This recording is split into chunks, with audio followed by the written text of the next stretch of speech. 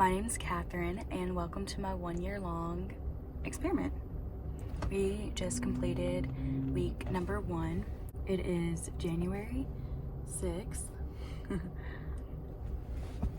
and I just completed my first week of my 1-year-long commitment. So many people that I'm inspired by have talked about this 1-year-long commitment that changed their lives or the trajectory of their life, and I felt something inside me that is begging me to do this. At the end of 2023, December 2023, I read this book, Breaking the Habit of Being Yourself by Dr. Joe Dispenza. And in this book, I finally felt ready to commit 1 year to all the things that I've learned and absorbed, and really put those to the test. I'm excited for this and a little bit nervous. I have felt pretty tapped into myself the past, I don't know, I guess maybe 2 weeks. And it's funny because I can feel myself talking to myself, and I feel these truths within myself. And I'll share that with you. So at the end of 2023, I decided that I would practice. I knew I was going to commit myself at the beginning of 2024. So at the beginning of December of 2023, I decided that I would practice these principles or practice these habits before I fully committed. One thing about me is I haven't gotten out of my comfort zone in a really long time. Although I consume a lot of information, I typically consume it by audio, and a lot of the times I'm either doing something else, I'm not fully invested in what I'm listening to, and on top of that, I'm consuming so much information that I'm not fully digesting the information that I'm consuming. So in December of 2023, I decided that I would, instead of, I have been wanting to read this book for a really long time, and I haven't because I didn't want to pay $40 for the audio version of this book after I just paid $40 for this. And I've had this book for maybe, I don't know, I guess I've had it for about 6 months or so. And so my first line of getting out of my comfort zone was to actually read the book and not just listen to it unconsciously. So I read the book, and somewhere in the book, it took me about 2 weeks to read the book, and I started feeling myself trying to speak to me, and I started listening. I wouldn't tell people that myself was talking to myself, but I felt it. I really felt something in my heart asking me to trust it and really push the boundaries this year and really get out of my comfort zone. I felt one of the biggest ways to get out of my comfort zone is putting myself on camera. If you've ever met me, I really don't like public speaking or anything like that, but one thing I've always aspired to be is a inspirational speaker, which is pretty ironic, right? To be so scared. But I have felt instances where I felt so involved and so immersed in what I was talking about and so passionate about these principles that I felt little snippets of that's who I need to be, but all the time. So thought I would just start with this and just start with this video. I want to take people along for this ride because I feel something in me where I can confidently say something will change significantly in my life, and I want to document that. I want to document my mindset from now and up until that change happens. I wrote myself a letter because I could feel myself wanting to talk to myself. I felt myself really wanting to speak to me. And I was telling my fiance that I was going to write this letter to myself for like several days, and I was really scared. Not scared, but reluctant, hesitant. I always had something better that I needed to be doing. And it really took me to finally sit down and write myself this letter. And when I was writing this letter, it felt so real. It felt so true to where I didn't doubt it. I'll read you the letter in a second, but the letter I think is interesting because I could tell when I was talking to myself and when I was veering off, and maybe my mind was talking instead of maybe my heart. And my mind can create things that may or may not be true, but your heart is very much, in my opinion, your soul knows all things. And my mind kind of just plays on a program. So I could tell that when myself is telling me certain things, and I'll tell you about it in the letter, but I could tell when I was writing certain things, I was trying to get more and more specific, but the more specific I was getting, I was like, oh my gosh, something big's gonna change? What is that? And I would try to write it, and it felt wrong. I could tell I was lying to myself. I could tell when I was veering away from myself, or veering away from the truth within myself. So I wanna read you guys the letter.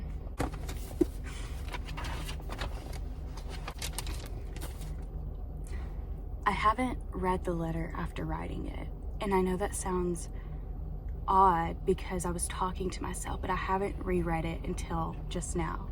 And to be quite frank with you, I feel this letter in my heart, so I don't feel the need to read it all the time or make sure that it happens or anything like that. It just is. It's done. The letter says, "Dear self," and I underline the word self because it's self with a lowercase s. I don't know if you've experienced this or not, or if you know what I'm talking about, but the lowercase s would be my present self, who I am, and then in my letter I end it with love self with a capital S, and the capital S is more so like my higher version of myself, the all-knowing, the part of myself that knows, that is the purest, most powerful part of myself. So, dear self with a lowercase s, I can tell that something's changed within you. I've never felt so close to you and so powerful within you. This year is a special year. You will manifest stronger than you ever have before, and you will be rewarded for all your hard work. The year of 2024 will be the year of commitment for you. I ask of one thing: take my challenge. This 1 year challenge I have for you will be fruitful and fulfilling. We've read a lot, digested much information, and I ask you to apply it. You will know what that means in due time. If you commit this entire year, I will be happy to reward you in the way you are asking. This journey, however, isn't just yours. You are here to inspire many, so actively do that. Love, self, with a capital S. I am reading that, and I feel this, I feel anxious because I don't fully know what that means. I just know that that's true, and I don't know what it means by reward you with the way that you're asking. I'm not sure. It could go back to me wanting to be an inspirational speaker maybe, but I was like taking a shower earlier today, and whenever I was in the shower, I started imagining like being an inspirational speaker on stage, and I was just imagining myself like behind the curtain about to go on stage, and I was so scared. Like, I was so scared. And so I was like in the shower, and I was like, why in the fuck did God did universe, vortex, highest self decide to give me the fucking desire to want to be an inspirational speaker? And I'm fucking terrified of public speaking. And I literally feel scared of my own dream, which I think is so funny, but also challenging. Let me tell you this 1 year long experiment. It's going to start with the development of habits. There's so many things I want to change about my life. So many things. There's a specific person I want to be. And in order to be that person, I really need to make changes in my life. Those changes include very simple things on the, lowest of low scale: getting up earlier, eating healthier, meditating daily, reading daily, journaling daily, exercising daily. The person I want to be has a lot on her plate, and also has a family, and also has a partner that she wants to love and be there for and be present with. So it's really important that I have the time to get up early, and also have the time to take care of myself and the things that fulfill me in order to take care of my family, right? So a morning routine is a must. So I have this thing that I do, and that is I have a commitment in my head, I practice it, and then once I'm ready, and I will feel when I'm ready, I'll know when I'm lying to myself, I'll know when I'm actually ready, and I may fall short, and that's okay, but I'll know when I'm ready. I'll have an idea in my head, and I will practice that habit. I'll have a habit in my head, and I will practice it. And then once I'm ready, once I'm committed, I have this journal, and once I'm ready, I write it down. And once I write it down, it is so. It's done. You are committed for the long haul. And to make this less intimidating, I always put a deadline on it. So for instance, we're in week number 1 of the year 2024.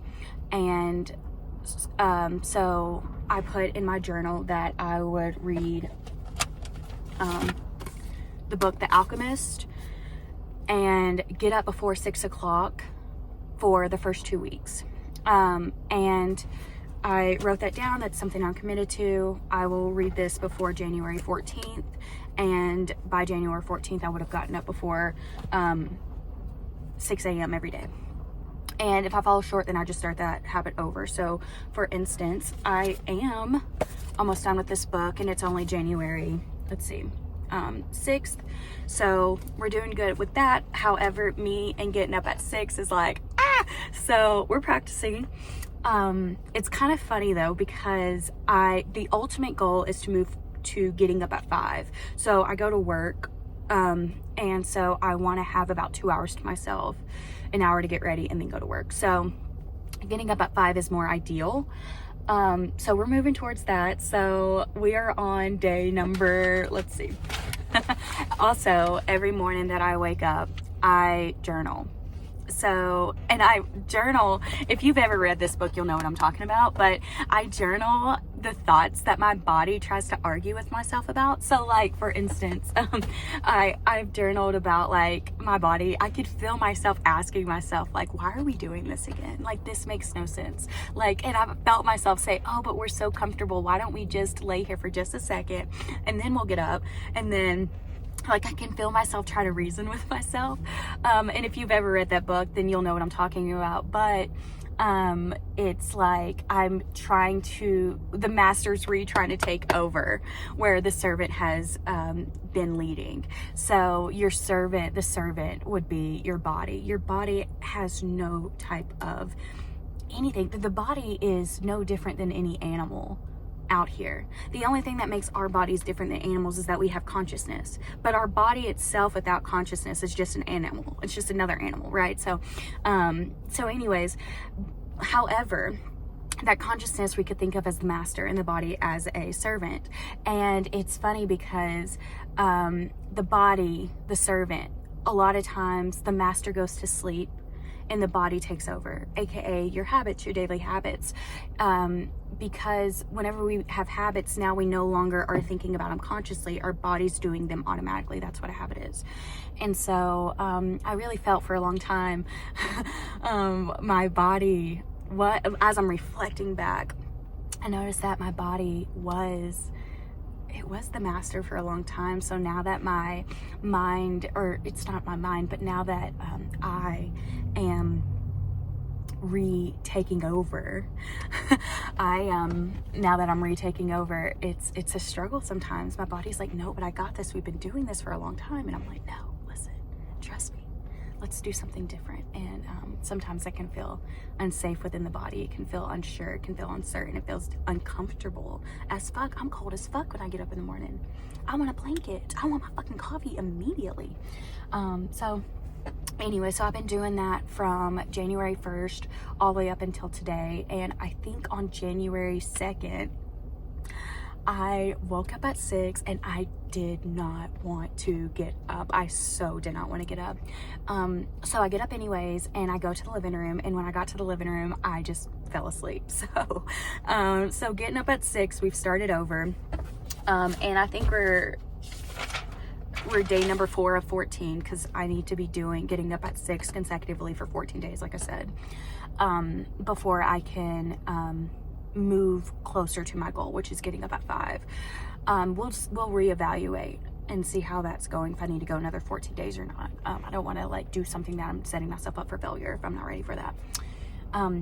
However, I just lost my spot in my book. But anyways, I am obviously pretty close to finishing my other goal, which is reading The Alchemist in 14 days, which I'm obviously going to do. One thing I think I'm going to do next is, I was thinking about this, and another thing about me is I really like documentaries. So I've been watching documentaries a lot and interviews with, different exceptional people.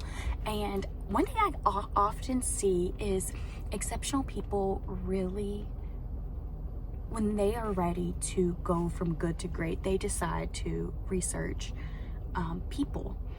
And it's kind of obvious. So, but it's something I've never really done. I've watched a lot of documentaries, but I've not researched or really taken the time to digest people and like understand them and all these different trials and tribulations, and kind of seeing how the universe talked to this person, how this person responded. If you've ever read this book, I will talk to you guys about this book in next week, because holy shit, this book made a tear come down, because it really speaks to me. I sound delusional sometimes when I talk about myself talking to myself and really hearing what I'm saying to myself, what my heart is saying. But this book really illustrates that in a parable. And some people can read the book, and if you're not very spiritual, or you've never, if you haven't done your own research, you may just think of this as just a parable, just a fiction book, and just it's a beautiful story, and that's fine. That's perfectly fine. You'll get a lot from it still. But when you do research and you realize how the book is telling a very the book could be taken literally. It's a different experience, so it's something that I can definitely resonate to. So I'm excited to talk to you about that in the next video. I'm gonna conclude this video by saying I will make a video next week for week number 2 of this experiment, and I will continue this coming week. I'll get up at 6 every day. I'll journal every day, because it's really fun to like document like myself arguing with myself. Or even today I wrote a dream that I had. Oh, I want to tell you about this dream. This dream is good. Long story short, I've had this dream where I was visiting a friend, and her home was beautiful. It was huge. It was magnificent. And the family had different sections of the house that they all lived in, and the family all lived as one. They all lived together. And this time, last night, I had a dream, the same dream about the same house, but instead of me visiting someone else's home, it was now my home. And I'm not really sure how to take that just yet. But if you have ideas, please put them in the comments. That would be good. And if you want to also join along on this 1-year experiment, I highly recommend you do it along with me. We're on week number 1, so it's a great time to jump in. If you've watched it till the end of this, thank you. Thanks for supporting me. And I really encourage you to also try this. And if you're skeptical, watch next week and the weeks after that and see how this changes my life. So hopefully it can also either inspire you to start, or it could change your life too. So thanks for watching.